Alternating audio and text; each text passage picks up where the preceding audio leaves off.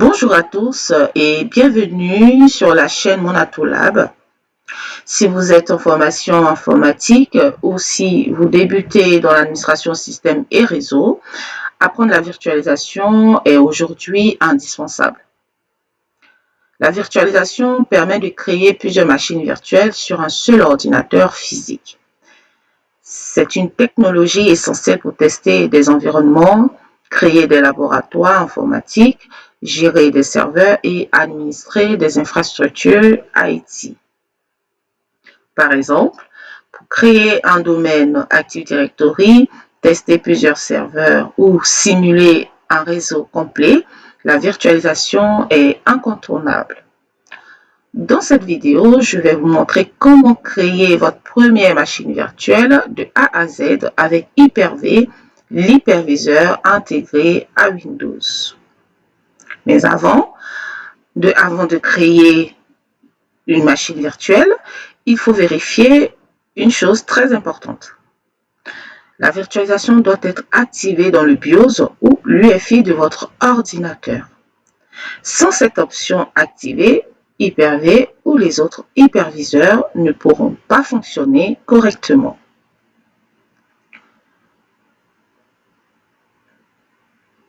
Pour accéder au BIOS ou à l'UEFI, vous devez redémarrer votre ordinateur. Selon la marque du PC, la touche peut être différente. Donc HP, c'est la touche F10, Dell F2, Lenovo F1 ou F2, Asus F2 ou Supr. Une fois dans le BIOS, recherchez une option appelée, par exemple, Virtualisation Technologie.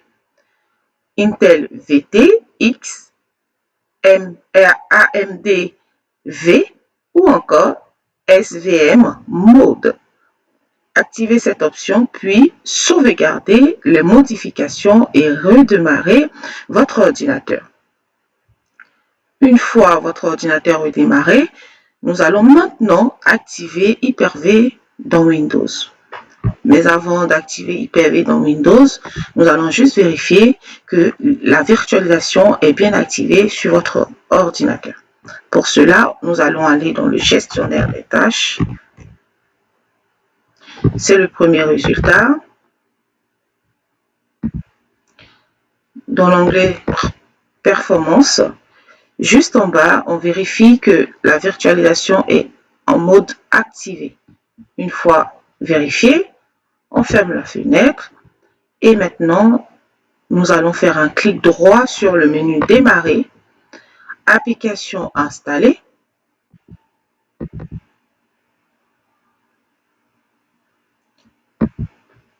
Fonctionnalité facultative.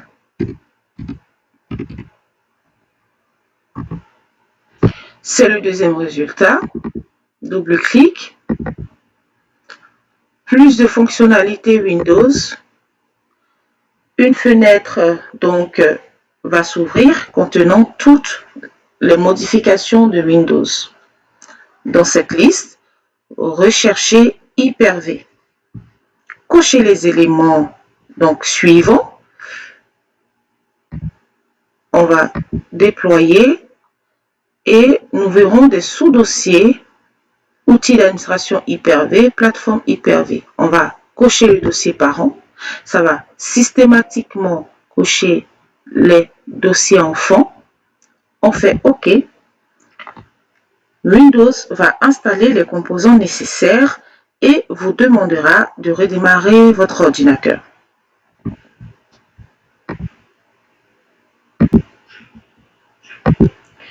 Une fois le redémarrage terminé, nous allons ouvrir l'outil Hyper-V. Donc, dans la barre de recherche, gestionnaire, Hyper-V. Un double clic.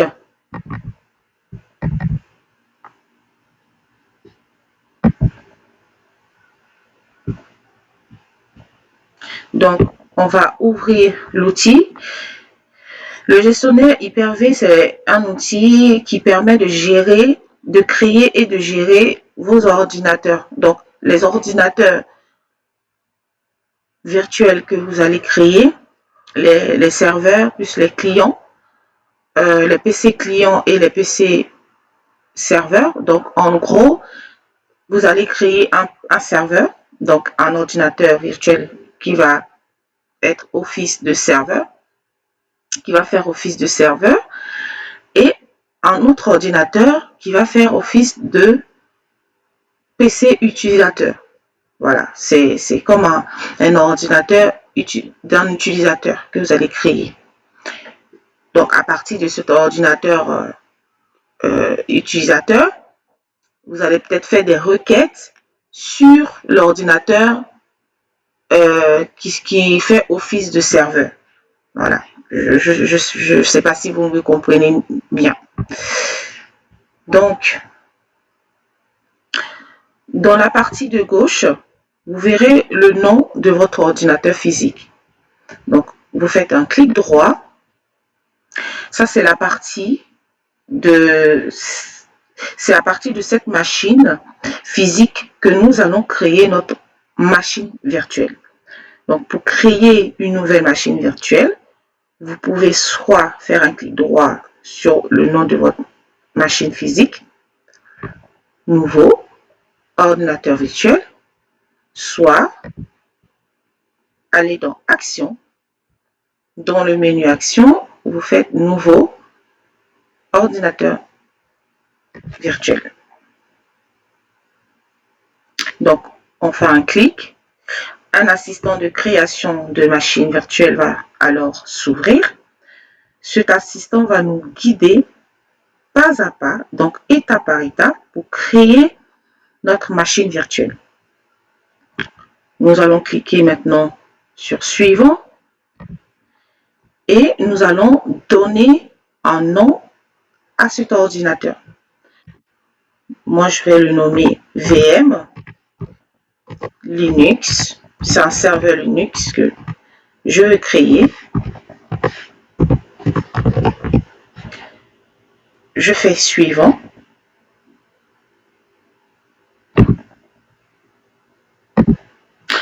Alors, si cette vidéo vous aide, pensez à vous abonner à la chaîne Monatolab pour ne pas manquer les prochains tutoriels sur la virtualisation Linux et autres.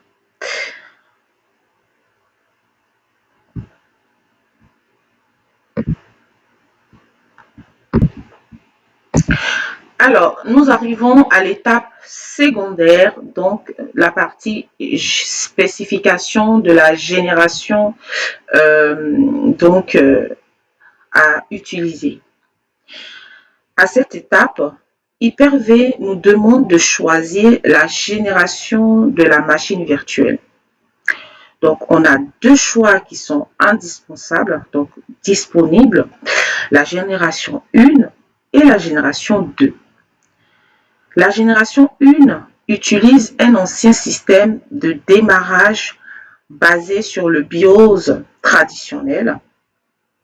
Elle est surtout utilisée pour des systèmes d'exploitation anciens. D'accord? Et la génération 2, elle utilise un démarrage moderne basé sur UEFI. D'accord? Donc, c'est doté d'un microprogramme UEFI.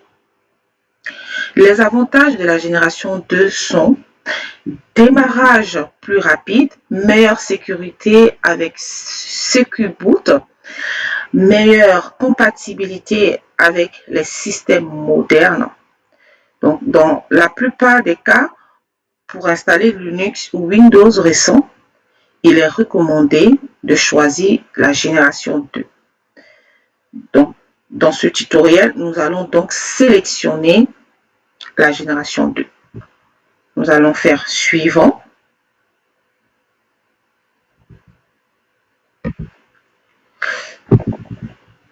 Nous allons maintenant définir la quantité de mémoire RAM pour notre machine virtuelle. Dans mon cas, je vais attribuer 4096 mégaoctets, soit 4 Go de RAM. Cette quantité est suffisante pour faire fonctionner correctement un système Linux dans un environnement de laboratoire. Voilà, c'est carrément suffisant. Hyper-V propose aussi une option appelée mémoire dynamique. Cette option permet, d'accord, à Hyper-V d'ajuster automatiquement la mémoire utilisée par la machine virtuelle en fonction des besoins. Dans ce tutoriel, moi, je vais désactiver la mémoire dynamique afin d'avoir une configuration simple et stable avec une mémoire fiable. Donc, je vais décocher. Je fais suivant. À cette étape, nous devons configurer la connexion réseau. Chaque machine virtuelle possède une carte réseau virtuelle. Pour connecter cette carte réseau, Hyper-V utilise ce qu'on appelle le commutateur virtuel. Dans ce tutoriel, nous allons sélectionner le default switch. Ce commutateur virtuel permet à la machine virtuelle d'accéder automatiquement à Internet via la machine physique. Donc, nous allons sélectionner Default Switch. Suivant. Une machine virtuelle a également besoin d'un disque virtuel pour stocker le système d'exploitation, les fichiers, les applications. Dans Hyper-V, ce disque est créé sous forme d'un fichier appelé VHDX. J'ai fait une vidéo spéciale pour ça. N'hésitez pas à la visionner. Par défaut, ce fichier est stocké dans le dossier C, donc votre dossier C physique, programme data, Microsoft, Windows, Hyper-V. Donc dans le lecteur C, votre disque dur, ce dossier est stocké dans le chemin Programme Data, Microsoft, Windows et enfin le dossier Virtual Hard Disk. C'est ce chemin-là que vous devez mémoriser absolument en cas de bug ou de dysfonctionnement par rapport à votre machine. Vous saurez où est stocké votre machine virtuelle afin soit de supprimer le dossier, parce que si vous ne supprimez pas le dossier, ça va créer un conflit si vous créez un nouveau ordinateur virtuel. D'accord? C'est très important. Alors,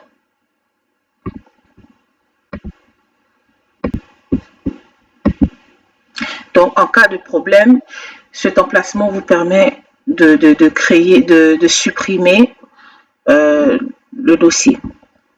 En ce qui concerne la taille du disque virtuel, je vais définir 40 Go.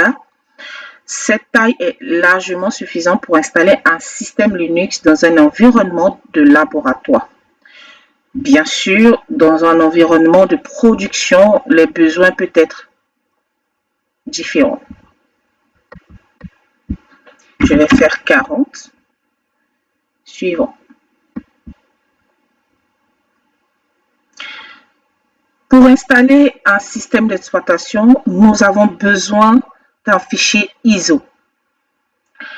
Un fichier ISO, qu'est-ce que c'est? C'est une image disque contenant l'ensemble des fichiers nécessaires à l'installation d'un système d'exploitation. On peut considérer ce fichier comme l'équivalent d'un DVD d'installation, mais sous forme de fichier. D'accord? Donc, ici, nous allons cocher installer un système d'exploitation à partir d'un fichier image de démarrage.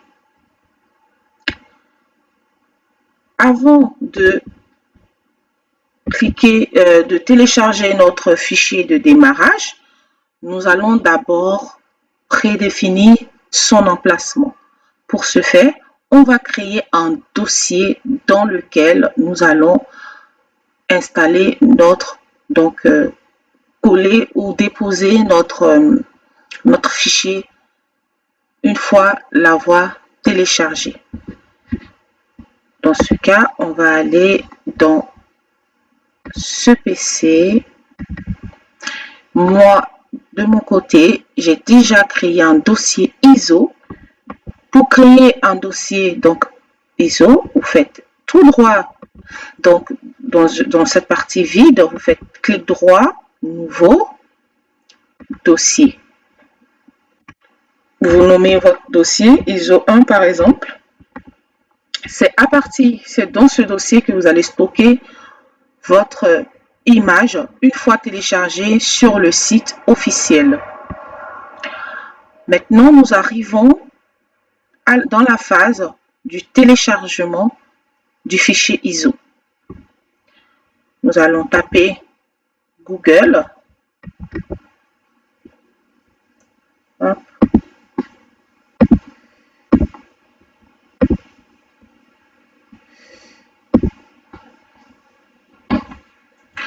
Et nous allons faire Ubuntu. Ubuntu Server. C'est le premier résultat, toujours. Il faut toujours se rendre sur le site officiel du fabricant ou du développeur.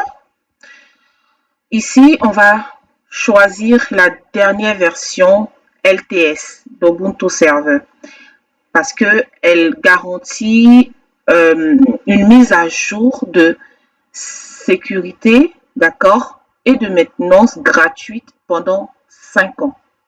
Donc, LTS signifie support à long terme. Donc, pendant 5 ans, la version donc gratuite est maintenue pendant 5 ans. Voilà. Que ce soit la sécurité, la maintenance, les bugs, etc. Donc, LTS d'Ubuntu Server donc, est pris en charge. On fait double clic. C'est un fichier qui fait jusqu'à 3 gigaoctets, donc ça prend du temps pour s'installer sur votre PC physique. Donc, votre lecteur C. Moi, j'ai déjà téléchargé donc le fichier. Je vais tout de suite le stopper pour ne pas en avoir encore sur mon PC. Mais vous, de votre côté, voilà, vous prenez le temps. Ça peut prendre environ, voilà, 20 minutes, 10, 6, ça dépend de la performance de votre ordinateur, d'accord? Mais voilà, c'est très très long. Donc, il faut vraiment prendre un petit café en attendant le téléchargement, d'accord? Donc, moi, je vais arrêter le processus. Hop. Une fois téléchargé, le fichier va se stocker donc dans votre dossier téléchargement. Vous faites un clic droit. Un clic droit sur, donc, hop, couper ou copier. Pour plus de sécurité, vous faites copier. Une fois, comment dirais-je, déposé dans votre dossier ISO, vous pouvez maintenant venir dans téléchargement, supprimer l'autre fichier qui est présent dans le dossier. Mais voilà, couper, c'est un peu risqué, même si c'est pas vraiment risqué, mais voilà, on ne sait jamais. Donc, vous faites ça, hop, et vous déposez dans votre dossier ici. Une fois c'est fait, vous venez donc dans votre assistant, d'accord, et on va aller chercher notre fichier qu'on a téléchargé sur le site officiel de Ubuntu Server. On va faire parcourir ce PC, double-clic, on récupère donc notre fichier, clic, ouvrir, et on fait suivant. Juste une petite parenthèse. Pour stocker, il est très important de ne pas stocker vos images sur votre bureau, donc sur le bureau,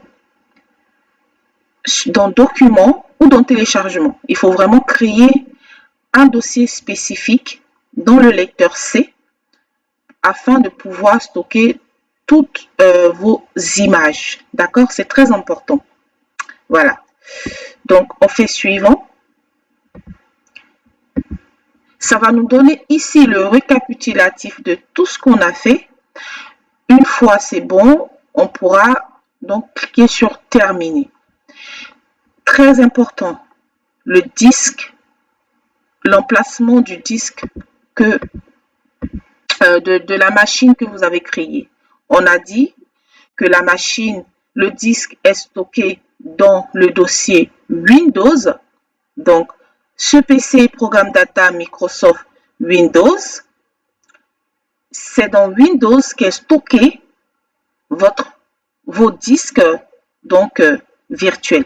C'est dans ce dossier disque virtuel que sont stockées vos machines virtuelles. Donc, si vous souhaitez supprimer cette machine, c'est dans ce chemin-là que vous devez vous rendre. D'accord? Voilà. Donc, si je fais terminer, ça va systématiquement me créer ma deuxième donc machine virtuelle. Mais c'est pas ce que je veux. Étant donné que j'ai déjà une machine virtuelle, si vous avez remarqué, une machine virtuelle qui a déjà été créée. Donc, je n'ai pas encore envie de faire la même chose. Concernant